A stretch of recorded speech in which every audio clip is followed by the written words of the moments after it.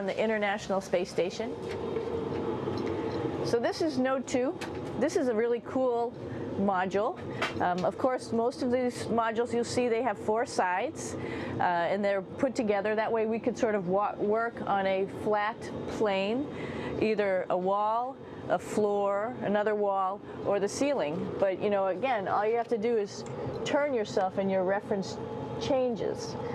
The reason I'm bringing that up is because this is where 4 out of 6 of us sleep. And so people always ask about sleeping in space. Do you lie down? Are you in a bed? Not really, because it doesn't matter. You don't really have the sensation of lying down. You just sit in your sleeping bag. So here's one sleep station right here. I'm going in right now. You can follow me if you want. So I'm inside. It's sort of like a little phone booth, but it's pretty comfy. I've got a sleeping bag right here that we sleep in, so we don't have sort of like a little bit of a cover. We don't fly all over the place. But you know, you can sleep in any orientation. I have it sleeping, feeling like I'm standing up right now, but like you saw, I'm on the floor. But it doesn't matter if I turn over and I sleep upside down. I can't have it, I don't have any sensation in my head that tells me that I'm upside down, so it really doesn't matter. The sleep station is also like a little office. We've got a computer in here. As you can see, we've got a couple little toys. I've got some books. I've got some clothes and other things that make it sort of like home. I'm coming out.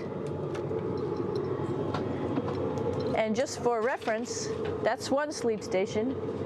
This one's another, right here. There's one on the ceiling, if you want to call it, right here. And then there's a 4th on the other wall over here. So all of us sleep in a little bit of a circle. All right, come on back. There's more to show you.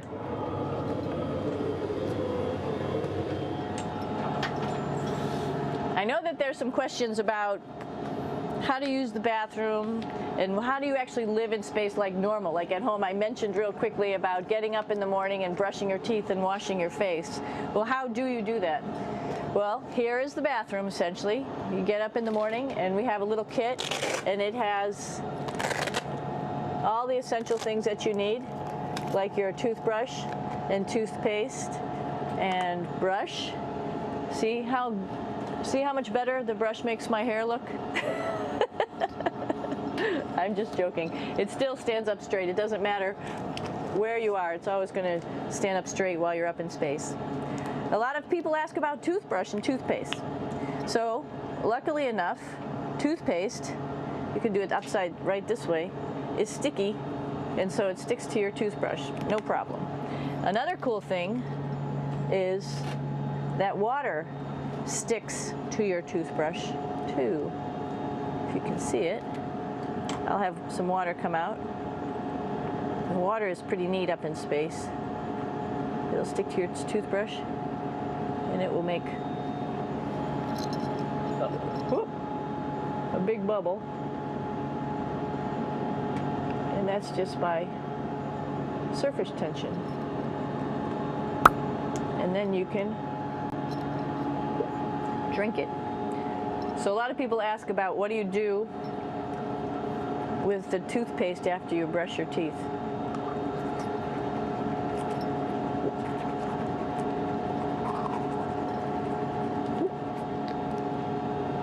Two options. Swallow it, and it's sort of like mouthwash, but it tastes a little gross. Or you can just spit it out in a paper towel, and then you don't have to worry about it. Swallowing thing I wouldn't recommend at home. I'm only up here for 4 months, so it's not that bad. One of the most pressing questions about living in space, of course, is the bathroom. So let's take a look at that little piece of work. Come on in.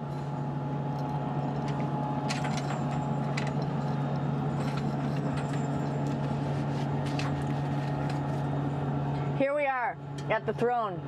This is awesome. You might see the little You might have noticed the little moon on the outside. This is our orbital outhouse right here.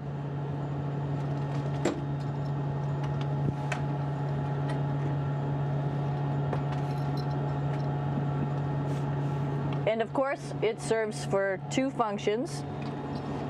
Number 2, right here. I'll show you. But you see it's pretty small, so you have to have pretty good aim, and you'll be ready to make sure things get let go the right direction. And it smells a little bit, so I'm closing it up. And that's of course for number 2. And this guy right here is for number 1. So they're sort of two slightly separate functions, but you can do a little, essentially both, by hanging on right here and doing number 1 and number 2. I might add it's color coded, so you really don't get it mixed up, which is nice. This is yellows for number 1. And also there's a selection of paper.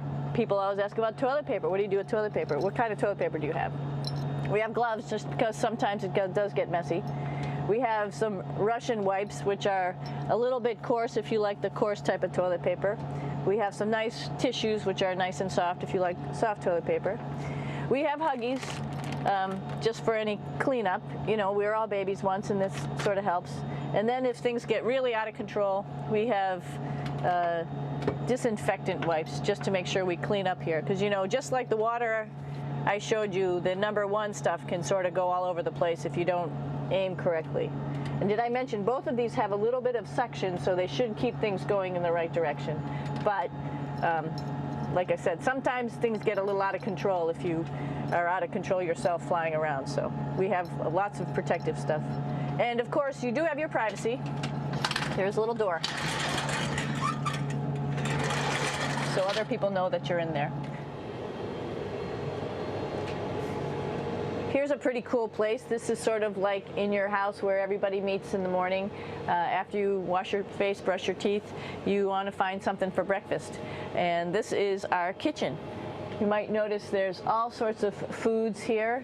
It's like opening the refrigerator. You got all your different stuff that you want to have: drinks, meats, eggs, vegetables, cereals, bread, snacks. And that's a good place. That's where you find all the candy. Side dishes, and then some little power bars just in case. So we have all this type of food. Some of it is dehydrated, and so we have to hydrate it, fill it up with water. Some of it is all ready-made, and then all we have to do is heat it up. So something like this, I'm pulling out barbecued beef brisket. Pretty yummy. Not only is this food made in the US, but we also have food here from Japan. We've got Russian food. As you can see, all these red containers are filled with food that's from Russia. And then we get some of our specialty stuff, some things that we like, some of our favorite stuff that your family can send up. In fact, I like fluffernutters, and so I got sent up some fluff so I could make my fluffernutter with peanut butter. So you have a lot of food up here, no problems.